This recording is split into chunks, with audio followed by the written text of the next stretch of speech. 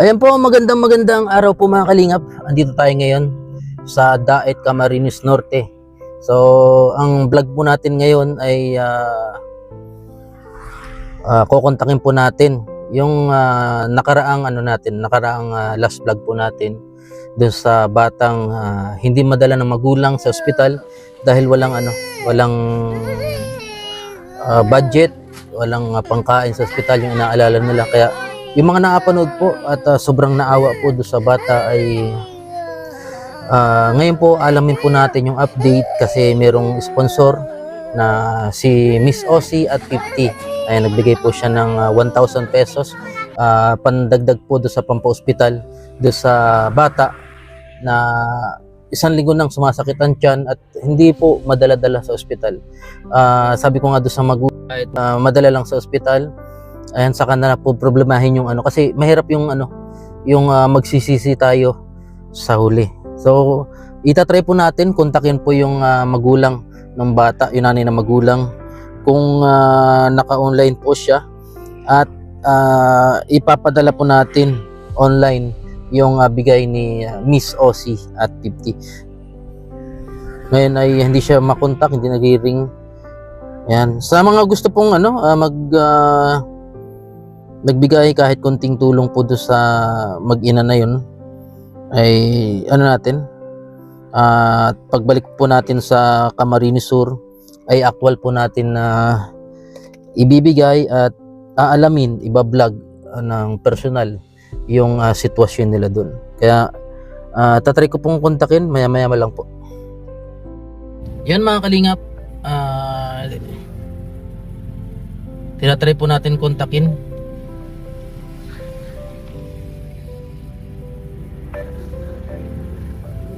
Wala. Sana sumagot para mabigyan ng solusyon yung anak nito. Ayan, kasi ang pinoproblema lang pala po nito ay yung kasi may mga libre naman po sa mga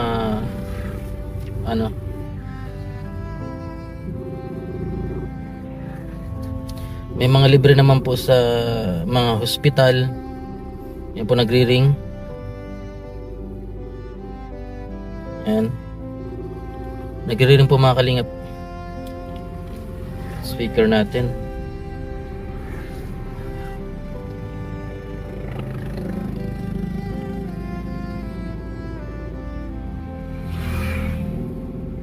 Tagal sagutin.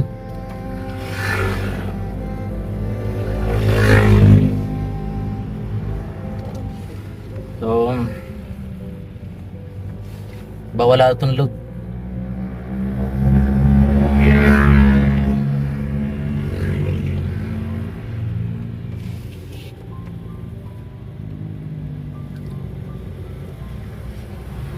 Yan, tawagan ulit po natin maya-maya. Kumusta?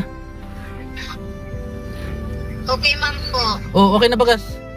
Hindi na masakit ang tiyan? Ano pa po ang niya? Ha? Papunto lang. Ano na? Ano pa po, makulog pa po tulak niya. Sabi ng maraming napapanood, nakikita mo naman siguro yung yung tawag dito, yung mga comment, dali na daw sa ospital. Iyo po nga. Ba't di pa dinadala sa ospital? Panggastos po. Ha? Panggastos po nga niyang Mayo. Panggastos?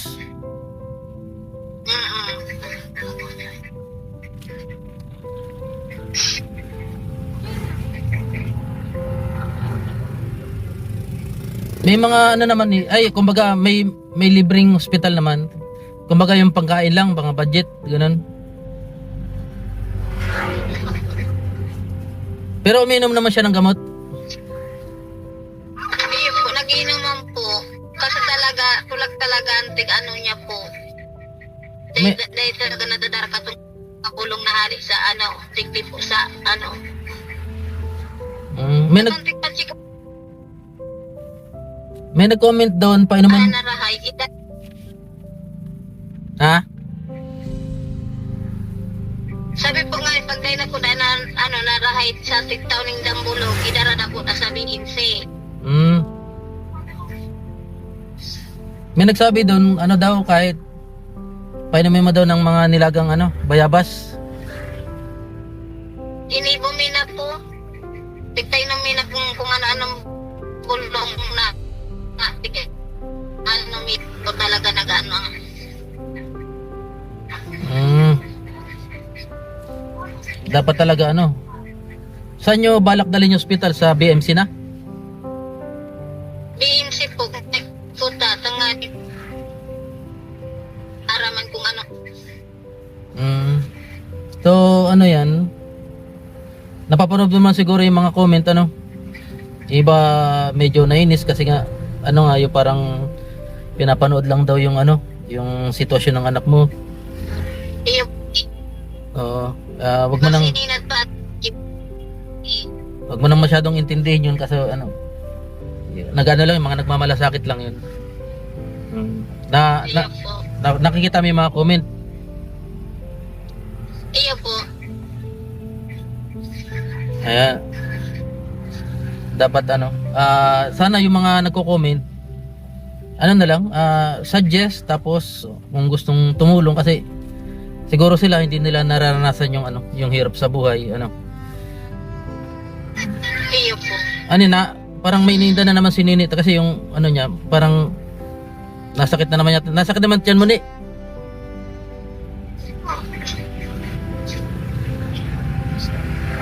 Anong nararamdaman mo ngayon?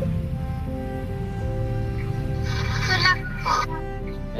Daw, tulak, ibig sabihin, tiyan daw. Pero kaya mo pang tison.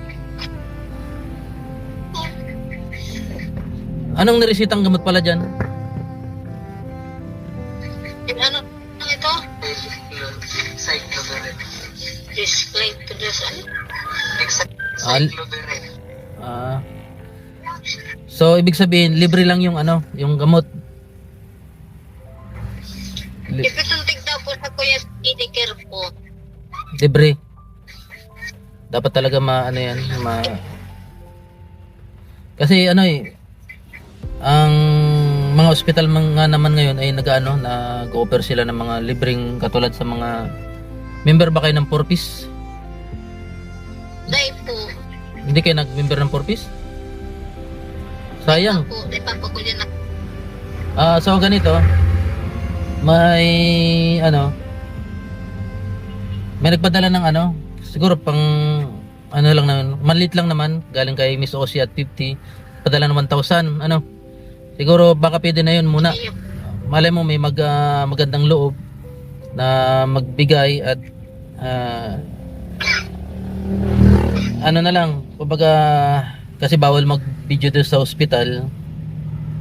So, natin? Pwede naman siguro muna yun, yung 1,000 At sa mga tao pong yung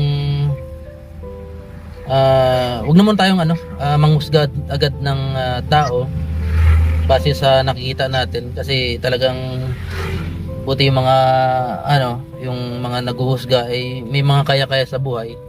So ayun, wala rin ako, kaya ito lang maitutulong ko yung ma-vlog ko sila. Ayun, pagaling ka ni mo, ano yung namamati mo, anong naramdaman mo ngayon, ni?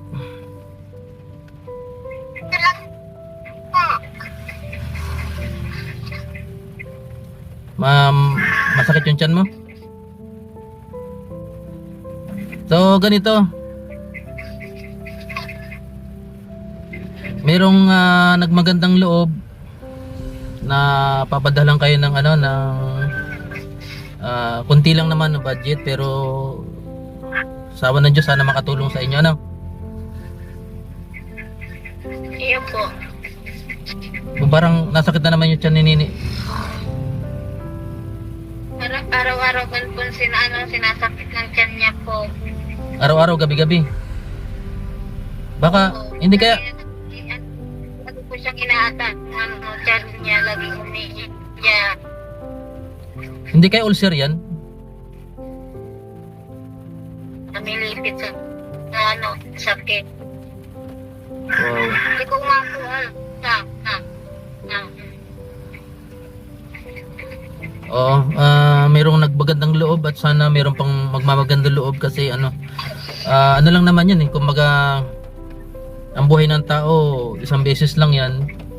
So sa mga gusto pong magbigay ng tulong sa mag-ina na ito ay sana po ay mabigyan niyo po ng tulong, no? Ayan, mayroong nagmagandang loob na nagbigay ng kunting halaga at sana yan 1,000 pesos para kay mula kay Miss Ossie at 50. So ipasa niyo yung yung GCash niyo, ha? No? Opo. Ano yung GCash niyo? Sa nagbigay. Ano sabihin niya? Salamat po sa nagbigay po. Oh, si Miss Ossie at 50. At sa mga gusto po magbigay ay paki-PM na lang po ako at agaran po natin may bibigay sa pamilya na ito, no? At ikaw, Ne, pagaling ka.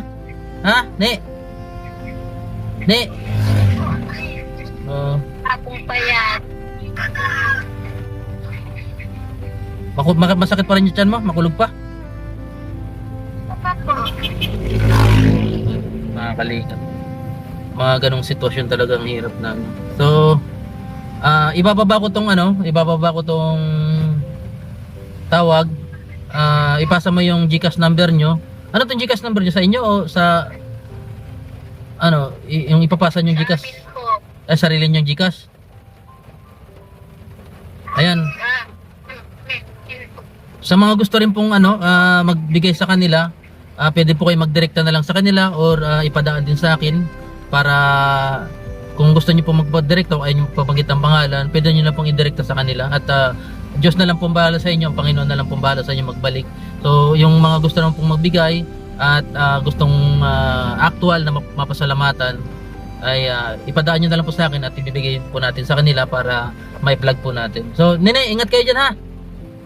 Ne, yung GCash nyo ipasa nyo na lang. Okay, bye bye. Salamat po. Bye bye, salamat daw po Miss Ossie at 50. At syempre maraming salamat po sa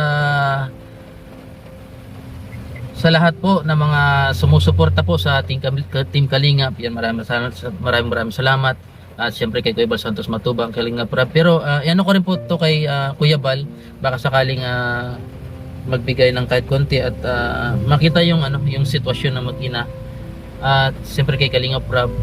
Yan. At syempre din sa walang sawang nanonood sa atin, sumusuporta sila Ma'am Daisy, Mami Daisy, yan, Ma'am Las Vegas, Ate Uwi, yan, Ate Weng, mega love shout out. At kay Tita Pretty, mega love shout out. At Ma'am Lucy Sabertsan, Sir Harold Sabertsan. Ito po yung mga natin, yung bigla-bigla na lang po silang tumutulong sa atin kapag may gusto silang tulungan. At syempre si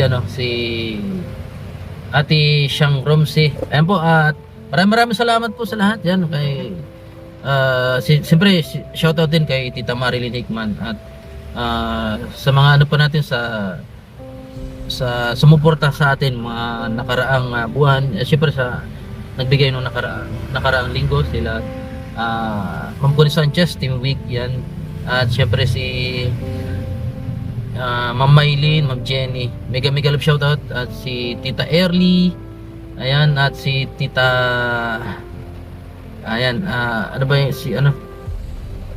GC23. Yan. Maraming salamat po. At pagpalain po tayo ng Panginoon. Sa mga gusto pong tumulong, kontakin nyo lang po ako dito sa aking Facebook page, Kalampitos TV 2.0. Maraming salamat. Wala. Hindi na nasagot. Baka kinukuha lang po yung yung padala na galing kay Miss Ossie.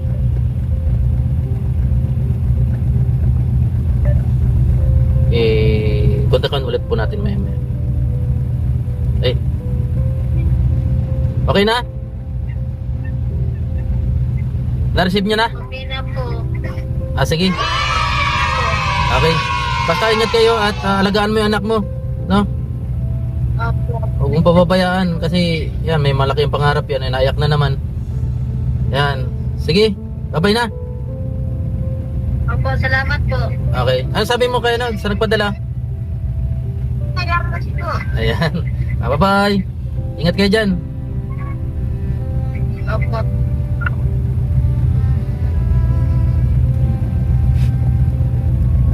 Yan mga kalingap. At kahit malayo po tayo sa ganitong sitwasyon ay makakatulong kahit pa paano. At siyempre kailangan natin i-vlog para alam ng nagpadala kung nakarating yung pinadala nila. Kaya hanggang sa muli po. Yan. Bye bye.